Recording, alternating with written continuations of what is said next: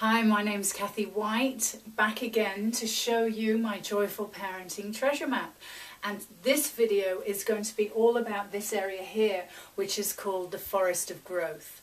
So let's cut into some detail and let me talk you through some of the pitfalls and some of the amazing areas of growth that can be found in the Forest of Growth. So I want you to see that what's essential in this Forest of Growth, first of all, is the stream of feelings. On the bigger map we saw that the stream of feelings comes from over here in this side, a stuck bog. So if your feelings, if your emotions aren't running freely, then that you're not going to be able to move through this. And up here, if it's flowing well, it leads you to the safe harbor, to the wellness peninsula. So this is the first thing, and I've got 3 things for you in this whole area of the Forest of Growth that I want you to watch out for, because the Forest of Growth is like the natural part of parenting. Everything grows, everything changes, everything grows up. We've got the bridges of transition here, and this is like from when you go from babyhood to toddlerhood. Boom.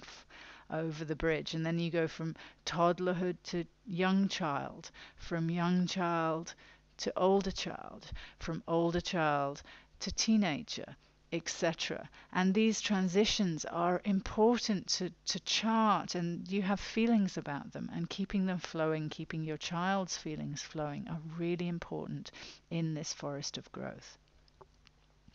The second thing you need to know about the Forest of Growth is that many parents get caught up in this mountain range here, the mountains of achievement. These are these wonderful things, little things. They could be like the first time my daughter went to our local village shop on her own, or my son counted to 100. And depending on where you are on the parenting journey, it might be achievements like your child's first haircut, first steps, or first words, or more grown-up things like learning to ride a bike, or going off to secondary school, driving a car, going to college. All these achievements are important landmarks. One of the things to be aware of here, though, is that you might become a little bit fixated on always looking at the next mountain to climb. What do we need to go for next? And if you remember the bigger map over here, we have in this direction the graveyard of the past. You might start to put your own unfulfilled childhood ambitions onto your children. Or up in the sea up there, we've got the clouds of dreams. You might have unfulfilled dreams, that you be projecting a dream of what you think your child might be, a dream of them, and somehow forcing them up some mountain of achievement for which they themselves have no passion. You can drastically miss seeing your child if you're unaware in the mountains of achievement. You risk not seeing the treasure of what exactly it is your child is capable of or interested in. So to really spend time in the mountains of achievement and genuinely celebrate and enjoy each success and each step and not get caught up is to keep a sense of balance. And I just want to stay here. For some parents, your child might never take a first step because of some physical limitation, or they may always be in the foothills of the mountain of reading because they have dyslexia.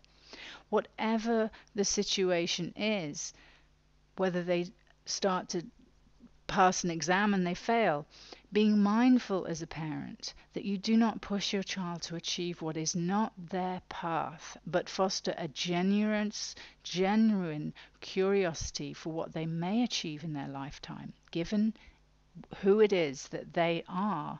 That creates the treasure of connection that you're looking for with your children. The third thing I want you to be aware of is this area over here, and that's the fields of containment. These are like the boundaries we put around children. I've heard through the Steiner parenting model, Rudolf Steiner was an Austrian philosopher in the last century who has a whole movement of schooling following his teachings, that a suggested way of looking at setting boundaries for different ages of children is the model of a parent as king from the age of 0 to 7. Basically, you're the ruler. You set down the rules, the boundaries, you keep them close to you. You know exactly what's going on in your kingdom. Then from 7 to 14, as a parent, you change from being a king to a farmer. And these fields, there's plenty of them, they're the ones that you cultivate, harvest, grow, develop, and yet you still keep the gates closed and open them. You know when they're opening and closing. And you keep an eye on what happens as your child moves from field to field, from place to place. And then from the age of 14 to 21, you become more of a shepherd to your children. You open the gates to these fields and you take an eye off watching them so closely. You let them out into the mountains and let you know how and when you have to bring them, round them up. If they're on some mountain of achievement, round them up and bring them back into a field of containment. So that concludes me talking about this forest of growth area for you. And I want to take you now to another place. So the next video is going to be the Sea of Changes and how that impacts your parenting journey. So join you again in the next video of this series.